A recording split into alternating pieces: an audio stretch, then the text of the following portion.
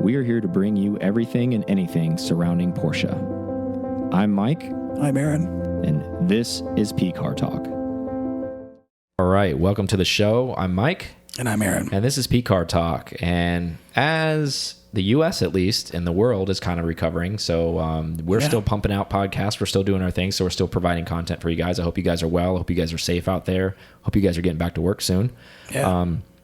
Real quick before we get the show started, our sponsor for the show, Soul Performance Exhaust. We were talking about them just a minute ago offline, how awesome they are. Yep. One of the really cool features that we've been able to work with them from a sponsorship level is they offer pretty significant discount for our club members. So our P-Car Club members get a significant discount. Aaron has already sent that code out to you guys. So please use that. Purchase a product from them because basically they're Americans. They're based in the U.S. They don't outsource their stuff. So take care of them because they're taking care of us. And if you're going to buy an exhaust product, why not buy it from them? Their stuff is race proven. There's guys putting their stuff on track. And Mike proven. Yeah. I'm beating the crap out of that Turbo S, turning the pipes blue, so it's getting it done, and that's great stuff. They also provide exhaust for a lot of other brands as well, not just Porsche. So if you're listening and you own multiple cars, because I know that is possible, think about an exhaust for every single one of your cars because they handcraft it in stock, and as they make the exhaust, it's not something, it's just cookie cutter type of stuff that they're third partying out. They're the actual manufacturers of their product, and they really care about it, and they're also enthusiasts. So hook them up because they're hooking us up, and they're hooking you up as well. If you're a P-Car Club, if you're a P-Car Club member, you're getting the hookup because you get a heavy discount when you use the code, right? Yep. So let's move on with the show. We don't really talk about too many cars. We've been accused of that, other than, delivering the news, obviously, on like Caymans or some of the other reviews. So this is for all the, other people out there, like talking all that shit. But at the end of the day, we do care about all the other Porsche brand, lines and the Porsche stuff. Like, there's a lot of stuff we want to talk about and we will continue to talk about. So let's talk about it a little bit today. Cayman R. Yep. Why is that special?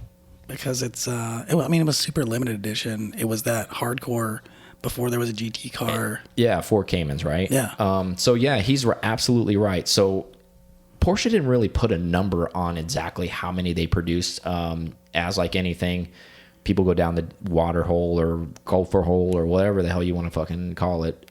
Basically kind of figured out how many they made. Basically 1,500-ish total worldwide. To North America, we're looking at 563. It came this way. So again, really a limited low number, right? So let's educate some people on what the Cayman R basically is. So it's a very, very lightweight Cayman. It was only produced in 2012. When I say lightweight, it weighed 2,800 pounds. It had 330 horsepower out of a 3.4 liter. So the weight to power ratio is really, really good. Yeah. Obviously, as we know, if you don't know, Caymans are mid-engine. So it's a very, very balanced car. It's a very good power plant and a good punch for what you're getting. It gets even better though in the sense of the price point on these things. So obviously 2012, you're looking at second hand or third hand or wherever you will fall in that lineup, being for these for sale.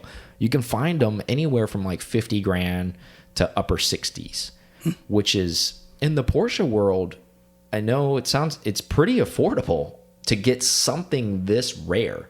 I mean, not run of the mill cookie cutter stuff. I mean, would you do this over a Boxster Spider? I know it's a little bit of a different. Yeah, that's a great question. I never even considered that. Maybe because where I'm at in my lineup, because I have 2 coupes, maybe I would do the Boxster Spider instead. But I was even going to go, I mean, I love the Turbo S, don't get me wrong. But from a rarity standpoint, I know my car's like a one of one. But if you're out there looking for a car and you're kind of tired of maybe looking at 911s for whatever reason, and you're just having a difficult time because of the Porsche tax is real, and because it's carrying the 911 name, and maybe you're, hunting an air-cooled car or whatever you were hunting, and you're in this price point between 50 and upper 60s, like say 50 to 65, just to throw the number in there, I would seriously consider this car.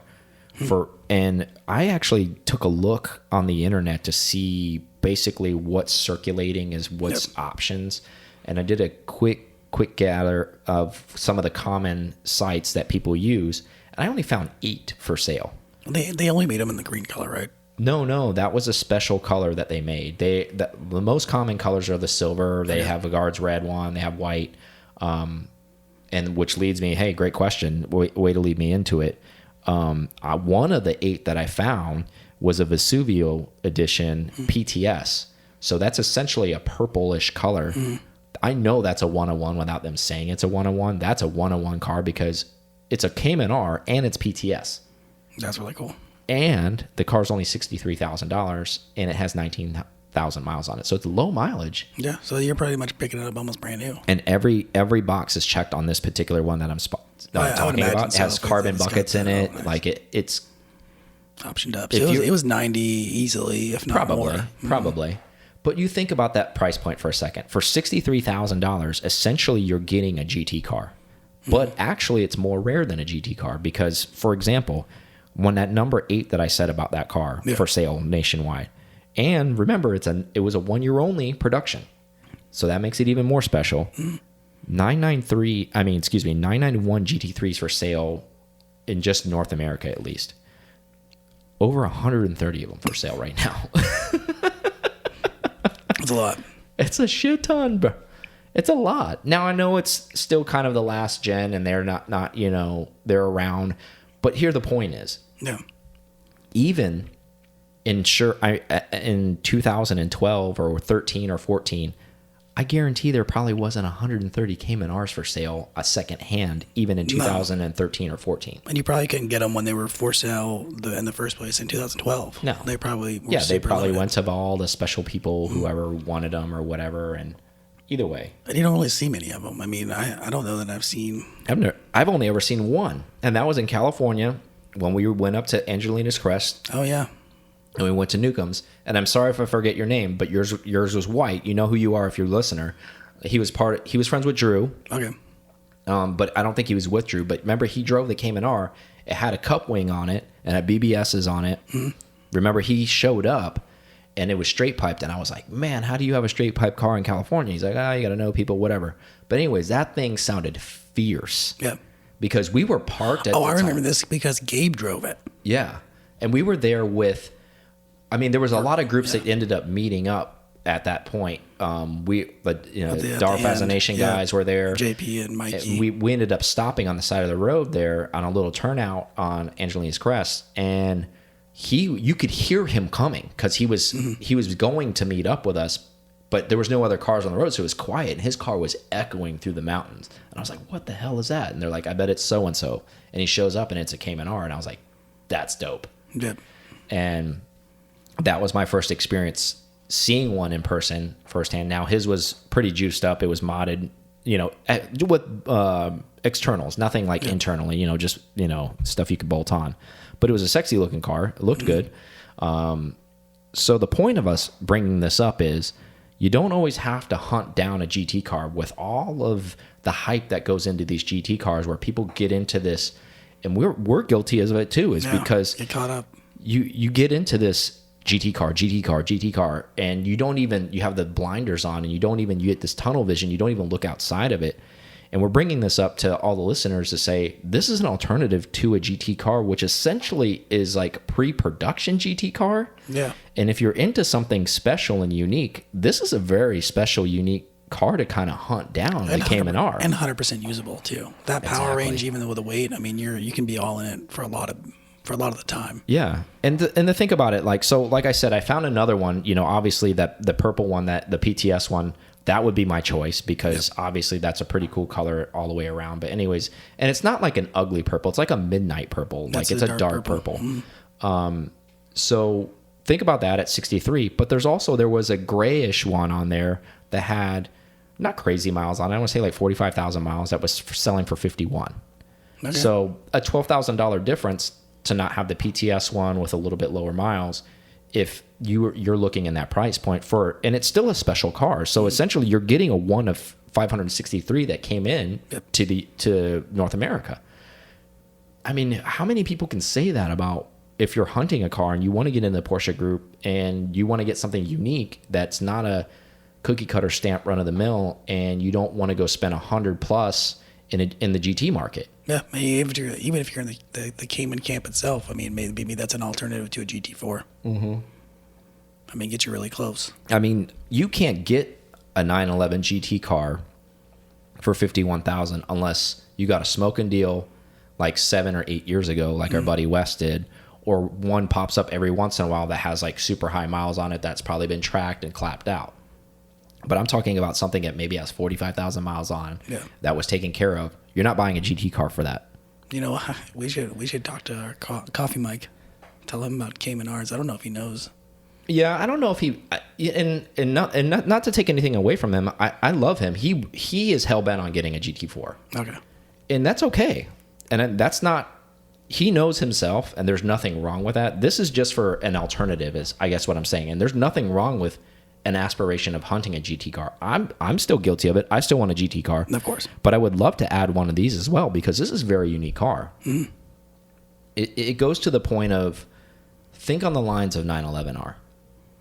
And is it going to be that special someday? Maybe, maybe not. But that, again, you shouldn't be buying a car for an investment.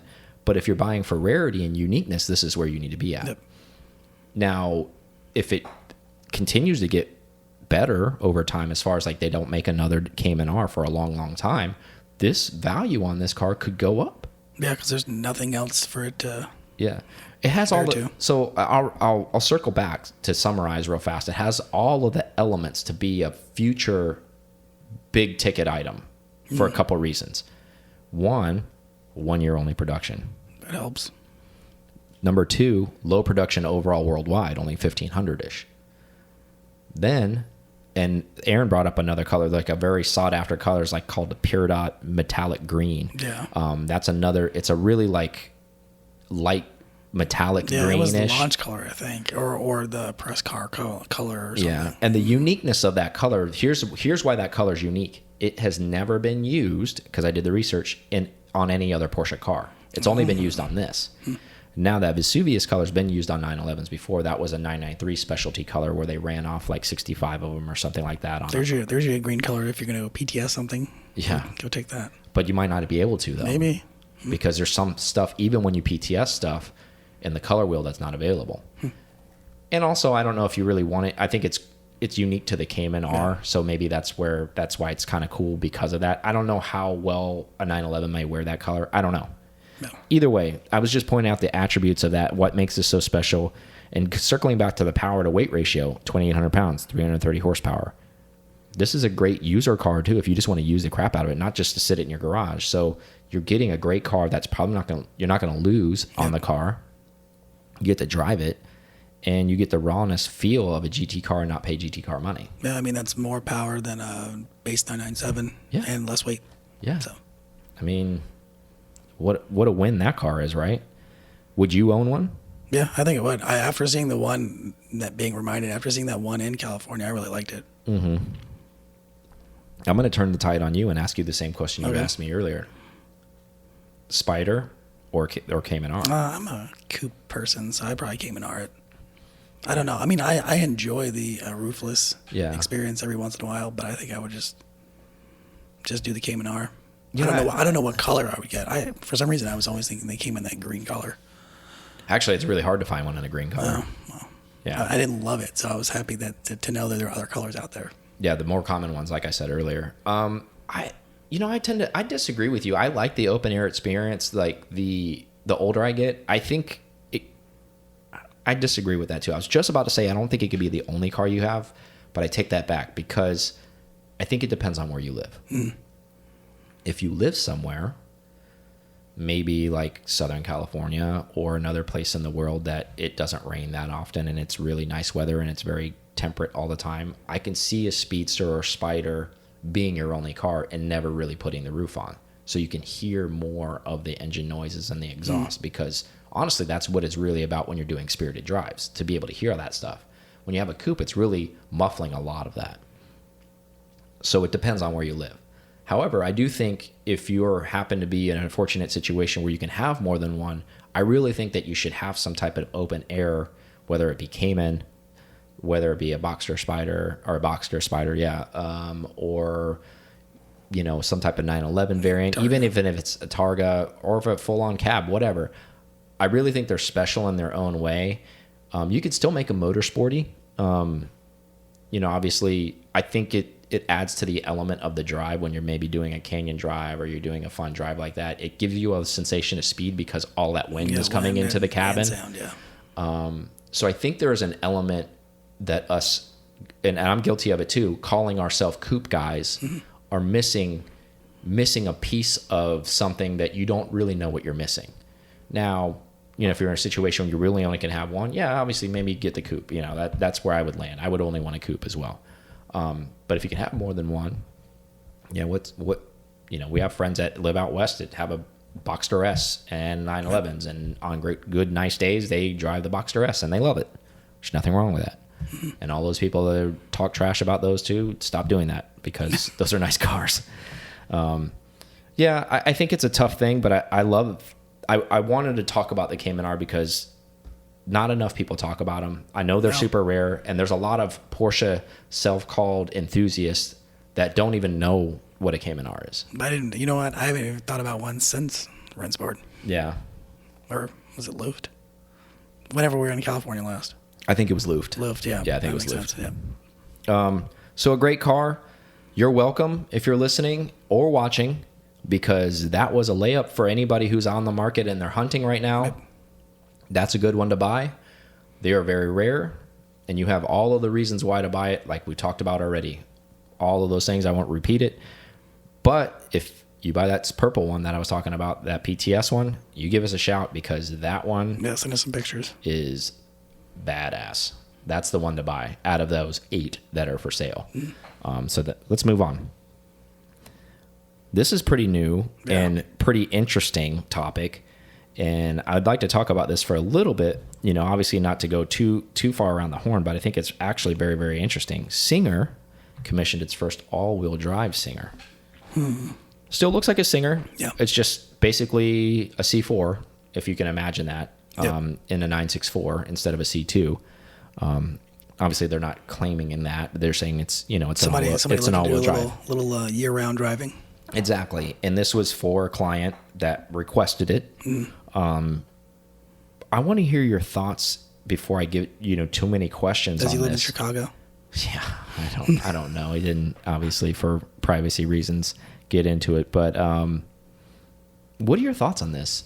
And to be fair, to give you a little bit of background and everybody listening as well, in the article that I did the research on, Singer, obviously for proprietary reasons, didn't discuss whether this was originally a C4. They didn't discuss whether it was a C2 and they put their own all-wheel drive system in the car. It was just saying, hey, it was commissioned. It's an all-wheel drive car. There's very limited stuff. I'm sure more will come out on this because it's pretty recent news. But let's play that game for a little bit. What are your thoughts on this? Is this, since it's the first one they did, are they going to maybe start buying up some C4s now? Are there some clients that are going to want that? Or... Well, I mean, they haven't been known for high scale production, so it's not like they're pumping out several cars on a timely basis. It's at their own pace. I still think they would go with the C4. I don't know why they would try to maybe their own flavor. Maybe they got some tricks of the trade in there to make it better or make it the way they want it. Maybe a bias that they like. Well, the reason why I say that they might be because I know the C4 system in the 964 is pretty archaic and it's rather heavy. So I wonder if they've perfected it in-house maybe a little bit more and they're kind of running their own system. So I don't want to say that they're running that. I don't know that. But if they are, it doesn't matter. Obviously, they're saving weight everywhere else. Yeah. But clearly somebody who's buying a C4-ish, I'm just going to call it that for argument's sake, a C4 Singer is probably not worried about putting lap times down. So I'm sure the couple 100 pounds that it adds isn't that big of a deal. Maybe a little bit more confidence inspiring. At least there is more weight in the front. So. Yeah, I mean, do you see the perspective of maybe somebody who is spending that kind of money where they're breaking down these barriers where people are just locking these things in vaults and they're saying, you know what, I'm going to just drive this thing come rain, shine, snow. I don't give a damn. I want a C4 and a Singer because it's the pinnacle, and I'm going to just drive the shit out of it come weather. Could be that, or I mean, it also could be that he just wanted to go find a C4 because he found a cleaner example C4, and then he talked him into building it. I didn't even think about that possibility. That's also so there's that. I mean, we know the C2s aren't there's not any more of them. So yeah, there's a lot less than there are C4s. Yeah. So yeah, and I think, do you think this brings up C4 pricing a little bit? And there's not a huge price disparity between C2 and C4, but do you think this makes it a little closer because now Singer's like hunting if Singer these? gets into it, it's going to bring it up. Yeah. Because again, it's another thing of supply and demand, where they're gonna start snatching up clean C4s, like they did C2s. Yeah, because there is more of them. You're right, and that's maybe and we know this. We've talked about this many times. Yes, they're commissioning cars, and yes, they're soaking up some. But to be fair, let's be real here for a second. And we've talked about this, and we've seen all the C2s, the secret spot where they're all on deck and ready to go, and they haven't been even worked on yet. They're just kind of all lined up, waiting for their turn to go into the Singer factory. I think still all of the cars ever made, they're still under. No, I mean there's 200. Yeah, I get what you're saying. They're still under 200, and I think 25 might be the number. Now that they may have a build list, waiting list. I'm just talking about what lives in the wild right now that's already produced. There's that, it's less than that pretty much lives out there, and people make that argument, oh well, they're going up or they're doing this because of Singer. Yes, that may be true, but as far as them putting a dent in how many of them were actually made, I don't know. I don't know about that. And the C4 was for just a regular what they've been doing, their reimagined builds. So it's not gonna be any type of Safari-esque type thing. It looked it, honestly, like if you looked at it, you wouldn't even know it was a C4 unless they told you it was. So nobody know.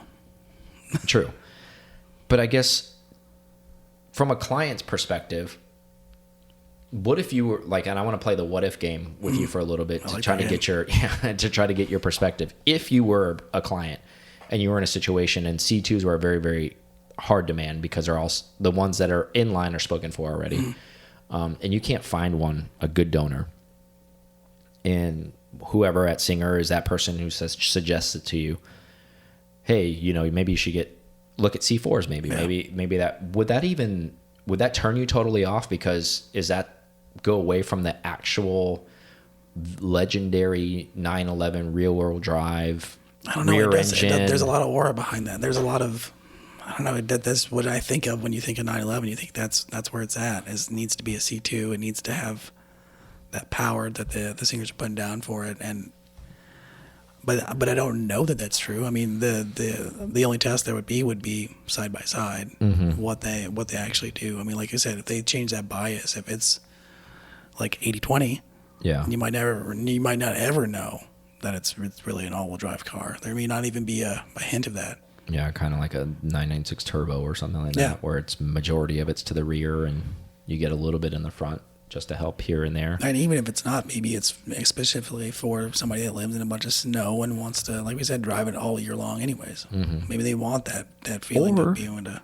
Devil's advocate, it could be for collectability purposes because they haven't built one, and now this guy has the very first C4 because that's how deep these things go down the rabbit hole. True. You want to be that guy that has because the Singer. Like, well, I have the C, and maybe they're not going to make another one. Yeah, and he's got the only C4.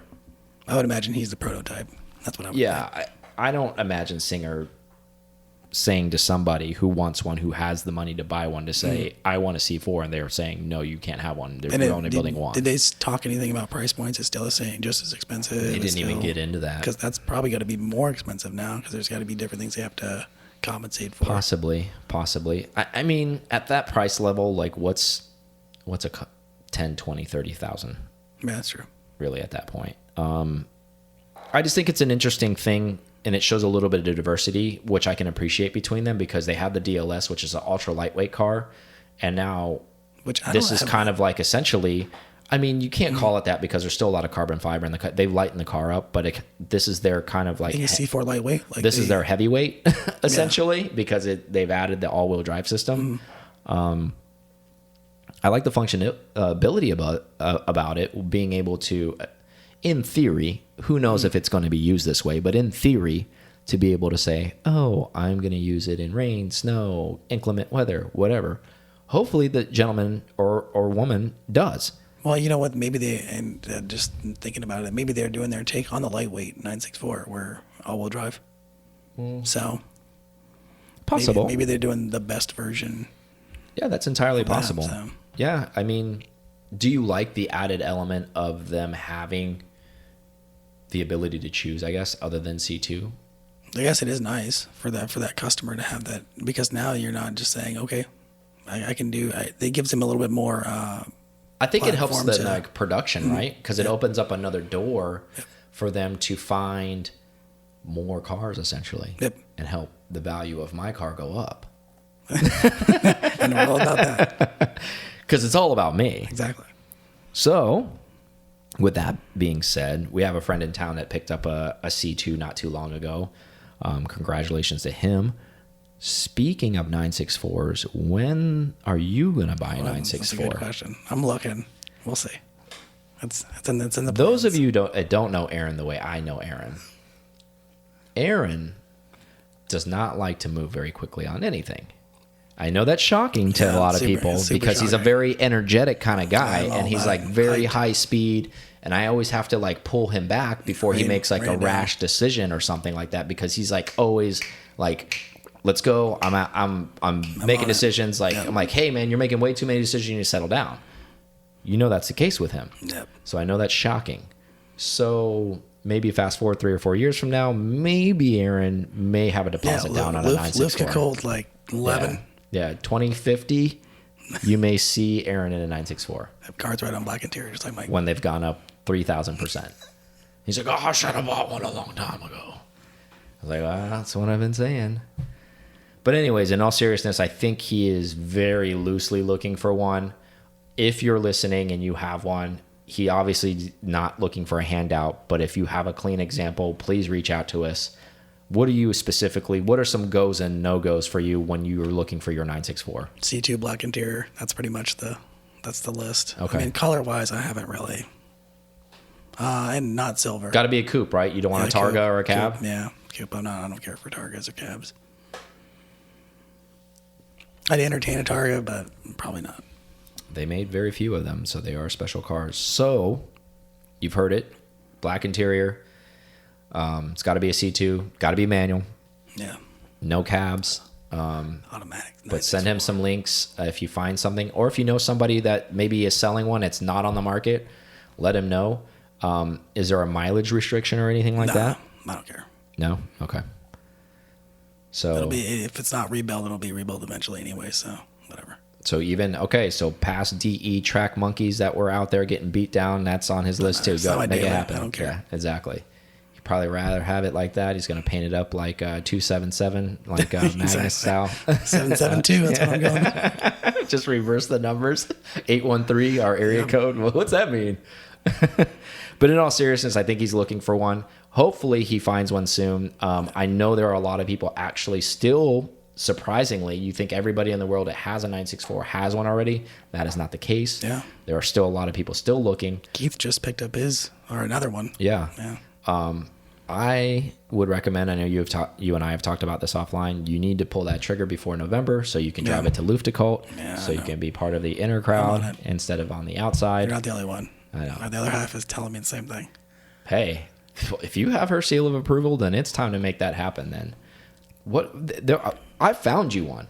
Did I not? I know, you did. I found him a white one with black interior. Yep. Juicy spec.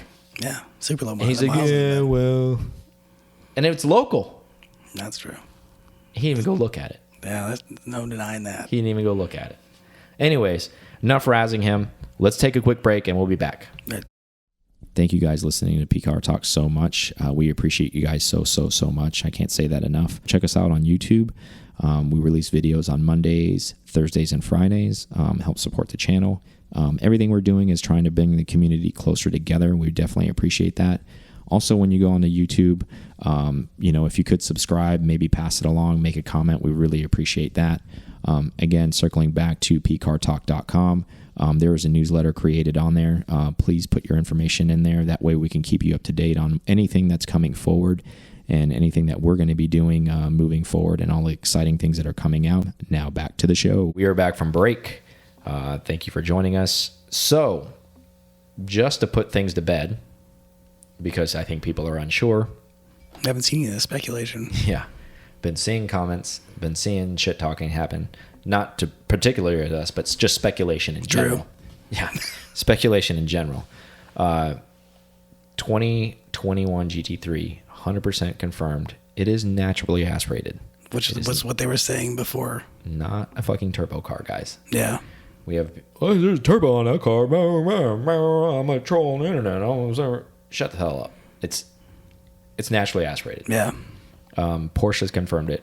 Now, on the flip side of that, why people are probably thinking that. You tell us why. Well, because in Europe and everywhere, I don't know if it's just a Europe standard. I know it's Germany standards. Is it just... It's EU, and that's what they're testing them in. Yeah, in that form. So back, I think it's been 2 years now, they started doing all these particulate filters for everything. And that's why you hear the change on the racetracks over in Europe too. And then they're definitely running on this car. So that's an extra muffling effect that you're hearing. Exactly. So that's why people are probably, I'm just assuming, thinking these things are turbo, because turbo cars are usually muffled because that turbo's sitting in front of that exhaust note. Even the touring the clip that we heard, and then even the GT3 coming down on that same corner.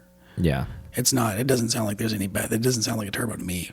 It does sound muffled, but yeah. And I think it's almost kind of like educating your ear behind it, right? Because I think everybody's so used to an RSR sound, something really, really aggressive, super loud. And that's why we've talked about this many, many times, why we think this is the last gen actually of the NA, because they're having to throw in all these. Think about it. This is kind of like the best way to compare this to is back in the 70s, almost kind of like a smog pump to get away, to choke the damn car out so it passes emissions, and it's doing that in the EU. Now, the US delivery, thankfully for us, we don't give a shit about the ozone, so we're just going to like rock out all the time. But in all seriousness, at least our cars don't come with that particulate filter. Now, it can be removed. It's not the end of the day, but that's how they have to be delivered, at least that's how they pass worldwide, as opposed to the US. Now, if you don't believe me, you can see that people are taking delivery of the GT4, the new one, in Europe, and they do sound funky. And even the people that are creating the content and doing reviews of these cars are making light of that. They're pointing that out. They're like, look, this car does not sound like the other GT4 because it has this filter. However, you can remove it. Yeah, but you're still getting a higher pitched tone, which you wouldn't get if you had a turbo car. Of course not. No. Yeah, like no matter what, it would. Actually, all you would hear is. Perfect example. If you really think it's turbo, just listen to the new Turbo S sounds. Yeah. With the sucking vacuum noise, the Dyson, until you open that thing up.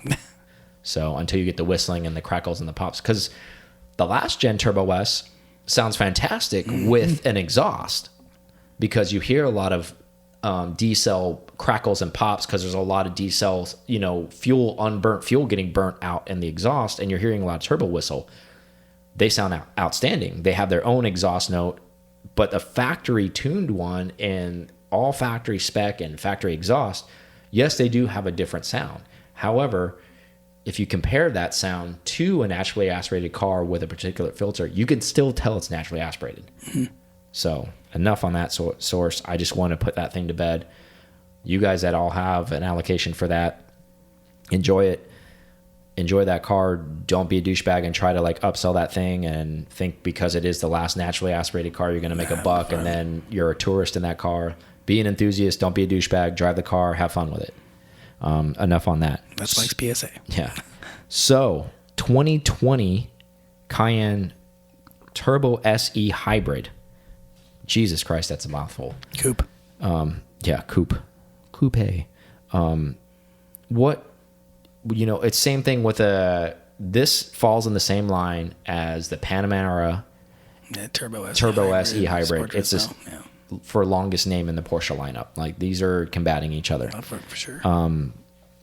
Granted, I'm sure they have no idea what else to call this because it has so many other elements thrown into it. So you have to signify all the things that it is. Oh, yes, it's a hybrid. Oh, yes, it's a turbo. Oh, it's the S as well. Oh, it's a coupe. It's this. Like, oh, by the way, hey, I get it. That's not why I'm bringing this up. I'm bringing this up because this thing is a monster. Yeah, no doubt a monster. Why don't you tell us what the hell this thing can do and is capable of? Give us some stat numbers for all the number junkies out there. Just a little bit of a 670 horsepower. So which is crazy. 134 of that is the electric motor that has a hybrid part. So there we go. There's that. Then it's 0 to 60, 3.2 seconds. Which is ridiculous. Very ridiculous for a 7,700-pound vehicle. Yeah. This thing is essentially a M1 Abrams tank with a V8 twin turbo in it, right? Yep. Does the quarter in 11.5. And that's factory numbers, right? Yep. Yeah. So this is not even a tune because we're modded guys, and most Porsche guys always like to fiddle with stuff. No Marski tune required. Exactly. So engine bay, it's a twin turbo V8 4-liter. Now, pricing on this starts around 165K. That's before it's optioned up, which we know you can get out of control with options. It's actually that's a reasonable price considering the Sport Turismo that we drove that was used was 165. That's true. That's true. But you were going to want some juicy options. So at a minimum, you're probably looking at 195-ish with this car because you're going to want the lightweight package, which sounds ridiculous to say when this thing weighs 7,700 pounds. So you're probably saving maybe 500 pounds. So you get a carbon roof. However, with that package, Porsche is very clever because what they forced you into, if you take that package, you get the Pepita interior seats, which everybody wants. So of course you're going to spend an extra $30,000 just to get the seats, right? If it's those wheels, if it's the same combo that we saw at our local dealership, then those Forge wheels. I've seen this exact car, not the e-hybrid, but I've seen the Turbo S lightweight package at Goodwood 2019 August. They look fantastic in person. It was a launch color in lava orange, which is a little loud. I wouldn't pick that. You and I discussed this a little bit offline as far as the color combo that we pick. This thing looks really good in white with the black accents. 100%.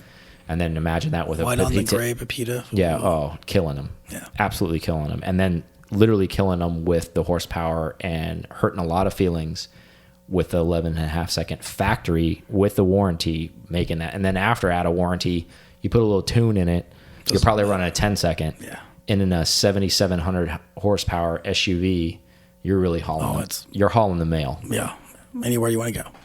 Like we talked, it's so funny because this has speed of like a Sidewinder missile, but has the effect of like an atom bomb because it's so heavy. It's insane to think about this kind of weight moving at that propelled number and figure what that's happening is just off the charts crazy. Well, I mean, it's definitely that. It's definitely their Urus competitor for sure. Yeah, 100%. I agree. Which is hilarious that you say that though, because we talked about this on a previous podcast. If you haven't listened, check in on that.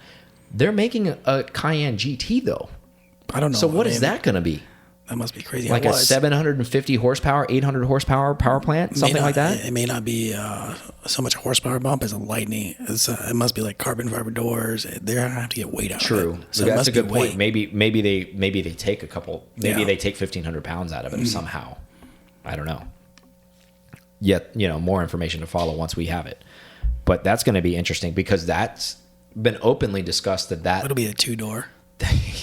That's the competitor. Actually, that'd be cool. It'd be like an old school Bronco or something like that, right? That is the competitor for the Lamborghini Urus to stomp on all those guys. So that'd be interesting when that hits because we'll obviously report on that. Very, very interesting. I'd like to still talk on this topic, but take you down a different path a little bit with this. As far as thoughts on this, we'll discuss price point now, and then we'll talk about some theories behind this.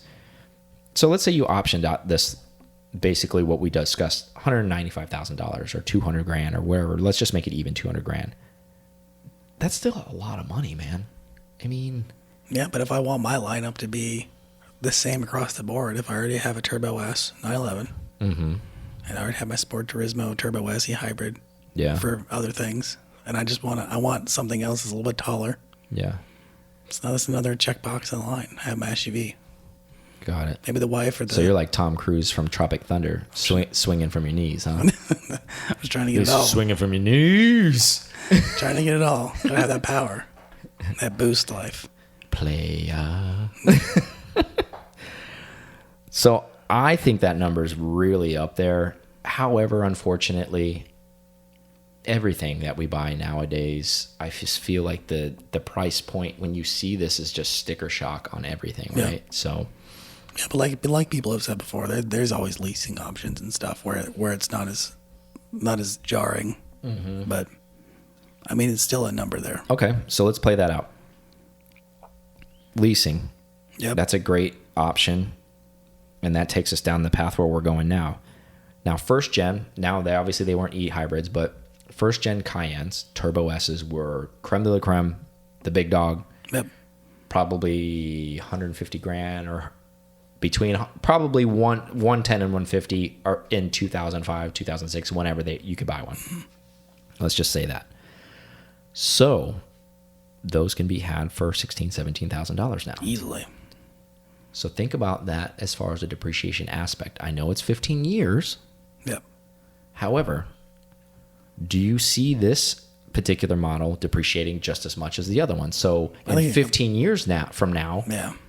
Now obviously for inflation purposes, obviously there's a little bit of a price bump. So could I buy one of these for $30-something thousand in 15 years?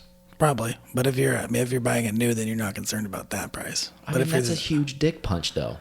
Well, I mean, don't buy the SUV. But I guess what I'm trying to say is like not a bargain shopper, but like putting price in perspective where you're losing money, and we always try to talk about these things. So let's rewind. So 2005 or 2006, 911. Now that's a sports car. I know it's totally different. Yep. Why do you think in the Porsche lineup that even with, I know it's an SUV and like people will say, well, they make a lot of them. Yeah, they make a lot of Cayenne S's, but they don't make a lot of Cayenne Turbo S's. Yeah. Even in like 05, they didn't make a lot of them. So it's I don't want to say rare. It's still limited. I want to say a limited number is better vernacular behind it. So even with a limited number of them, because there's not a lot of them for sale at any given point, it's still massively depreciated. Why do you think that is? And then, no offense, but a run-of-the-mill 997 06. Yeah.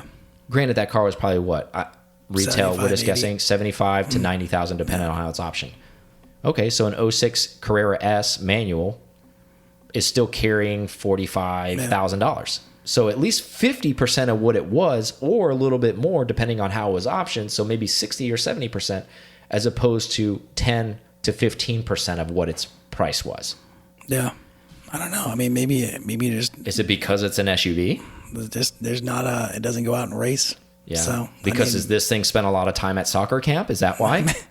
Maybe malls and soccer camp is really depreciated. Yeah, had a lot of Abercrombie and Fitch in it, and people don't want it. Is that what happened here? Running that fierce. No, but I don't know. I know you don't. I just want to say it's an interesting dynamic. Right? It is. It's very strange for it to be just that segment and for it to depreciate so fast, as much as they're sold. That's the other thing. I mean, like that could also be the reason. Yeah, is maybe everybody continuously that was in something before just moves on to the next thing, and so that crowd just continues to level up, and then you just have a bunch of these sitting around. Yeah, where other people are like, they want to mess with it, right? Yeah, they don't care.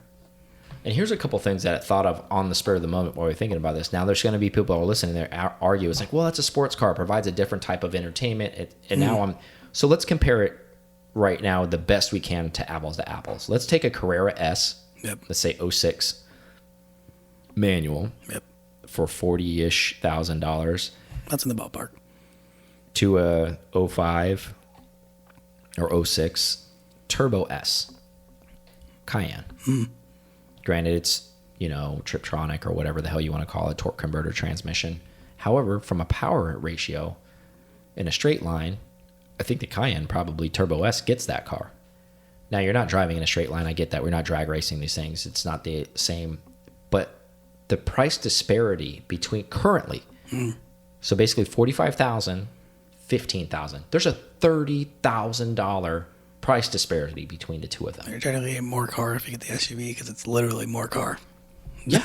More seats. It is. More, Now, so what I'm getting at is you're paying a premium, and I'm not disagreeing with it. I'm just pointing it out. You're paying a premium because it has the 911 history, lineage, flat six, rear. You're paying for all of that. You're not paying for the power. And we all know this. You've always had to pay more for that. You've always had to pay more in the Porsche lineup, I mean. Like, that's where people have always bitched and moaned. They're like, oh, why'd you buy a 75 911S that has 190 horsepower that's $50,000 when you could have went and bought a Z01 Camaro that's got 600 horsepower and beat the pants off of it. New, it's like you're comparing like avocados to like pears. Yeah. Like those One's things trendy don't and make one's sense. not. Exactly. But what I'm getting at is at least this is in the same lineup. Yeah. And Cayennes drive sporty still. Yeah, even but though they're not 911 sporty. Do you feel there should be that much of a price disparity? I think no matter what, even because we know that we can get intricate with what it is being a Turbo S, be hybrid or whatever over time, but not everyone else does. So they still see it just as a Cayenne SUV, that utility. Which you could have just got the S and not have to pay up, right? Exactly. I think that's everybody's. Because they're going to depreciate the same. Yeah. So the person essentially who bought the S lost less money because they didn't pay up top when they went in. Right? It's true. Or on the flip side, to play devil's advocate, do you feel a 997 Carrera S is overpriced still on the used market? Well, should it be further down that could be the line? That could be something there too. Should it be closer to that 15,000? Maybe not 15, but come on. Does it need to be 45,000? Come on. Yeah. Should it be 25,000? Should it be 30,000? I mean, by depreciation standards, yeah, probably. Yeah. But I think that there's. But if you take the Turbo S Cayenne factor of 15 or 20% or whatever it is, then the Carrera should be less, right? But it goes back, where I'm going with this is it circles back to what we said before. If you buy right in a 911, it's safe money. Yeah, I mean, because that's a luxury item and an entertainment item as far as the fun goes. And then the SUV is still seen as the utility it is, no matter what. I mean, even if you're going to go to the mountains and camping and you're going to do fun things in it, it's still just not seen in the same light. I don't think it ever will be. And technicality, you're going to use it more, right? Yeah, should be. Yeah. Technically, you're probably going to use a Cayenne a lot more. So theoretically, maybe that should be worth more because you're using that more in your daily life. Or you can look at it, you're getting more of a bargain when you buy one now. And, I mean, and you get to use it more. Yeah. So. And I guess I'm just trying to point out a price disparity. That's what I was going with this. Well, that's why you don't buy other companies that have 3-point stars. The same thing. Yeah. You just don't look at do that. I mean, yeah, there's going to be something in our lineup that has a price disparity. Yeah. Do you think but okay, so circle back to the major question again. So you did say, I think, but correct me if I'm wrong. You did say though that you see this thing maybe in 10 or 15 years being $30,000, right? Oh yeah, absolutely. Okay, I agree with that because I mean it just follows suit with everything else that's been sold. because history's told us that's what's going to happen. Even though they don't make a lot of them, it doesn't matter because the limited production, which was perfect vernacular that you used, doesn't signify rarity. There's not a buyer's market for it in the first place, really. Because it's so limited, and there's not a buyer's market after, even though it was so limited to begin with. That's the reason. However, here's one. I mean, is that what you go look at when you? Here's one X factor that's changed a lot since 05 that I want to bring up. Okay. SUVs are very abundant, and I think our culture, at least speaking from an American culture, has really taken to SUVs like a duck in water, meaning they've really accepted them. So they're at the height of popularity. Obviously, every brand's making them for whatever reason. Do you think because of the generations that are growing up with these SUVs that are popular, they're powerful, they're sexy looking, all these things, are they going to have their own marketplace where there's some sustainability, where their depreciation curve is a little less? Maybe as the demand grows. I mean, that makes sense. Because in 05, there was still guys like us, like when we were younger, and we're like, what the is that thing? Like, where am I parking that? Why are you even making that thing? And we didn't understand the business behind it, but we got that it basically helped build other GT cars and help them give them money because all of these people wanted to buy them and take their kids to private school, and the stay-at-home moms can go to yoga on the beach and do all these things. Meeting between the racing team and then like the normal production team. Like, you guys want money? We can give you money. Exactly. Like the guys are sitting down there like, look, sons of bitches, we need to make this thing because you get money, we get money, everybody gets money. The trust fund babies or whoever, they're going to love these things. They're going to go to the mall. They're going to put tons of stuff in the back of them. They're going to go to dinner parties with them. They're going to do yoga on the beach. They're going to go. That'd be great. Yeah. They're going to drink boba. They're going to do whatever. We're going to sell a lot of these things. But in all seriousness, yeah, I think maybe the curve may flatten a little bit. I think the depreciation curve may flatten a little. Like, I'm not saying this thing's going to be worth $100,000, but maybe it's not going to be as significant as it was in '05, because I still think like at that time we were making that transition, and new drivers were still developing as time has gone on over the last 15 years. Think about that from a standpoint. When the first Cayenne came out to now, there was somebody born and became legally able to drive with a license to now, today's date. Yeah. So now that person has grown up with nothing but SUVs in their life. So to them, there's a higher watermark as far as how they look at SUVs compared to people like us and maybe some of our listeners, where they look at them and like, yeah, I get them, but that's just a pod for me to get around and maybe tow my boat and take my race car places. That's not something I like wish I could drive. I wish I could drive a vintage 911 every day. And I think you hit on something there too. That's not aspirational. As far as that's not you don't have a Cayenne Turbo SE hybrid coupe postered on your wall going, look at that son of a bitch on the wall. You see that thing? That lava orange blob sitting up there. I want that thing. Houndstooth. Get me some of that. Yeah. But it is starting, but maybe they're not I agree with that. That's not postered, but there are younger generation people that are looking at that like, that's badass. I want that. Yeah. Same prime example, Lamborghini Urus. I want that. Not me personally, but I'm saying younger generation people are saying that. They see one of those and they lose their shit. I don't know. Interesting topic. Anyways, I think we're out of time. You have anything else? Yes, by out of time. Yep, we are. Awesome. We want to thank you guys so much for listening. I hope you guys are safe out there. Thanks for tuning in. Don't forget to leave a comment. Go ahead and subscribe. We're also on YouTube. Give us some stars. We're out here doing some things for you guys. Please take care of us. We love you so much. We'll see you guys on the next one. See you. Thank you so much for listening to this episode of PCAR Talk. Connect with us on Instagram at PCAR Talk or online at PCARTalk.com.